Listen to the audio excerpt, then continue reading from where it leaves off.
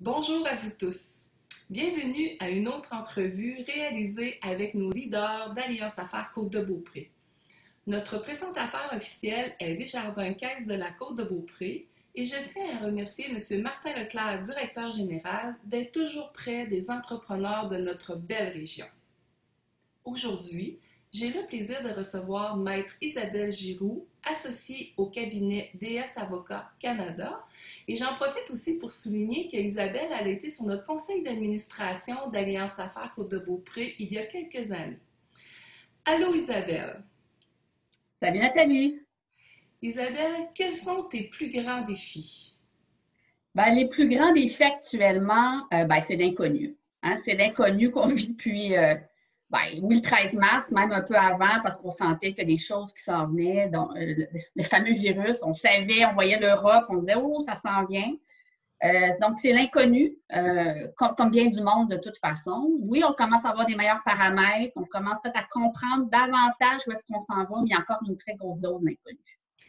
Vous, DS Avocats, vous avez plusieurs bureaux justement dans le Canada. Fait que là, toi, tu avais des feedbacks des autres bureaux. Parle-moi-en donc un peu.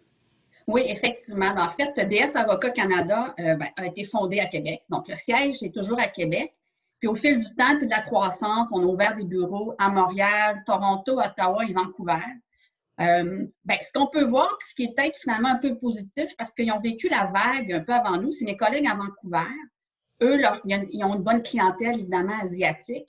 Et la Chine ayant fermé, eux, le fameux lockdown avant nous, ils se sont, comme on peut constater, là, rétablis avant nous. Donc, finalement, ultimement, la business à Vancouver a repris avant nous, mais a bien repris. Tu sais, la business a bien repris, donc on peut... Moi, je prétends, puis je peux être bien optimiste, mais je me dis, si on se fait un peu sur ce que Vancouver vit, puis si ça s'en vient vers chez nous, on peut prétendre qu'effectivement, on s'en va sur du meilleur. Je comprends qu'évidemment, au BC, on peut-être un peu mieux géré, on ne sait pas, parce que je comprends les voyages, les semaines de relâche qu'on entend toujours parler, ne sont pas arrivés en même temps. Mais on sent que ça reprend. Parce que l'Ouest reprend. Donc, on espère que ça s'en vient dans l'Est. Isabelle, toi qui rédiges des contrats, puis avec la crise qu'on vit là, moi j'ai des entrepreneurs que, bon, il leur manquait comme des clauses. Est-ce que tu as des clients qui t'ont justement contacté pour ça? Qu'est-ce qu'ils doivent faire avec leur contrat qu'il y a? Puis toi, tu penses-tu que les contrats éventuellement vont changer? Bien, évidemment, ouais. Au début, parce que comme on sait, nous, on est des travailleurs essentiels, donc on n'a jamais, le bureau n'a jamais fermé. Là. Les premiers mandats qu'on avait là, à partir du 13 mars, c'était beaucoup Hey Isabelle, regarde mon contrat, qu'est-ce que je peux faire avec ça? Je peux-tu arrêter de payer? Je peux-tu mettre fin? Fait que là, on parle toujours un peu de la fameuse clause, notamment là, de force majeure. C'est sûr qu'on s'est fait demander ma clause, est-ce qu'elle est correcte? Puis souvent, c'est des clauses de force majeure, malheureusement, là, on n'y apporte pas toujours l'attention qu'elle devrait être. Là, autant, je dirais peut-être des avocats, des clients, parce que la clause de force majeure, comme on dit en anglais, c'est les acts of God. Alors, c'est tout ce qui touche les guerres, les grèves majeures, un volcan, une inondation. Fait que les gens se disent, ça ne m'arrive pas, ça. Fait que on passe vite. De plus en plus, on se fait dire, mais on peut-tu rajouter des notions de virus, de pandémie, Alors, effectivement, c'est des choses qu'on a fait. C'est des choses que quand on pouvait le faire dans les contrats, puis ceux qu'on rédige actuellement, on met des notions, effectivement, maintenant de pandémie. Alors, juste basé là-dessus, c'est évident que les contrats vont être appelés à changer, notamment au niveau de la force majeure. Et peut-être aussi la fameuse signature à distance qu'on voit de plus en plus puis qui fait le bonheur de tous en ce moment. Là. Tout à fait. Fait que vous avez mis des choses en avant plus vite que prévu, justement les signatures. La signature à distance a toujours été, hormis certains contrats, surtout au niveau notarial, là, qui sont obligatoires d'être en face à face, d'avoir les originaux. Aussi, souvent, dans les financements bancaires, les banques veulent encore les signatures en original.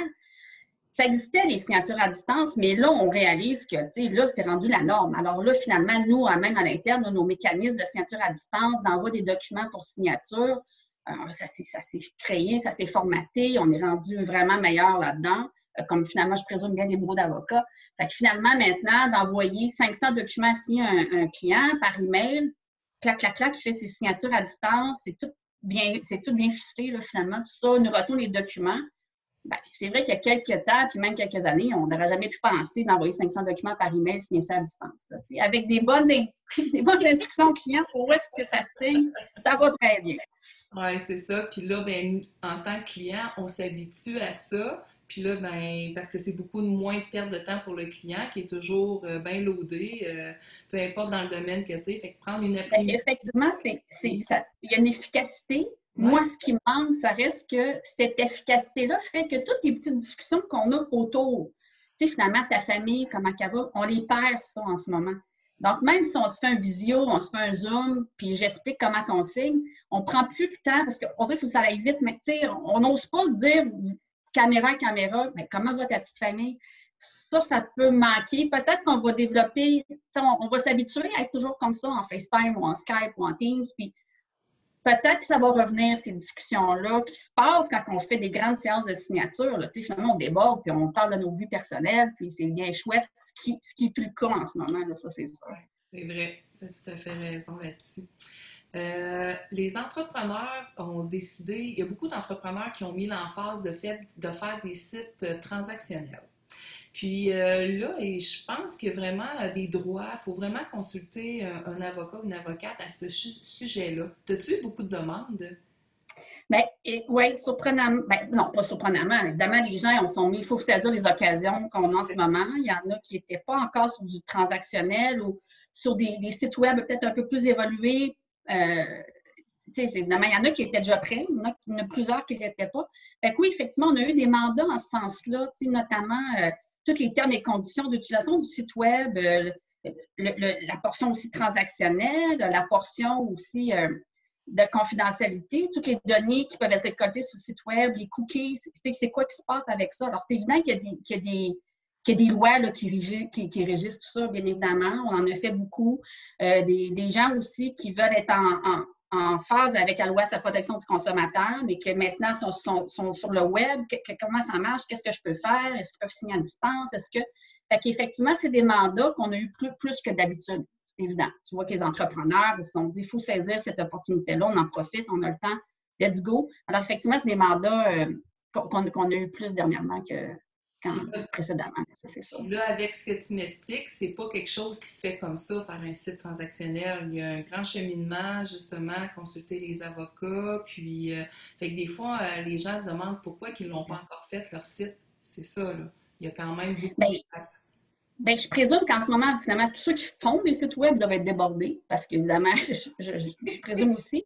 Puis c'est sûr que, bien, je veux dire, tu sais, dans la vie, Nathalie, tu peux dire, ben moi, je prends les termes et conditions d'un autre, j'ai copie, puis j'ai tire là, puis oui, il y en a qui font ça, mais tu sais, ultimement, c'est tout ça. Est-ce que c'est vraiment approprié à toi? Tu sais, les gens, des fois, ils ont tendance à dire, ah, j'ai trouvé ça sur le web, prends ça pour mes affaires. Mais ouais, mais ça s'applique même pas à toi, là. C'est même pas ta business, c'est pas ça, toi. Puis c'est ça que tu veux, c'est ça aussi que tu veux. Tu sais, des fois, la loi, il y a des choses bien obligatoires qu'il faut insérer, mais d'autres fois, c'est le droit peut quasiment devenir un peu un outil marketing. Qu'est-ce que tu veux dire aussi, là? Tu sais, toi, comment tu veux cette relation-là, tu veux qu'elle se bâtisse comment? Puis tu peux le mettre légalement, tu sais, tes retours, tes échanges, tes remboursements. Je veux dire, il y a des choses strictes dans la loi de protection du consommateur, mais quand tu sors de ces cadres-là, c'est un peu ton bon vouloir. Ce qu'un veut, puis ce qu'il fait, peut-être que toi, c'est pas ça du tout que tu veux non plus. Là.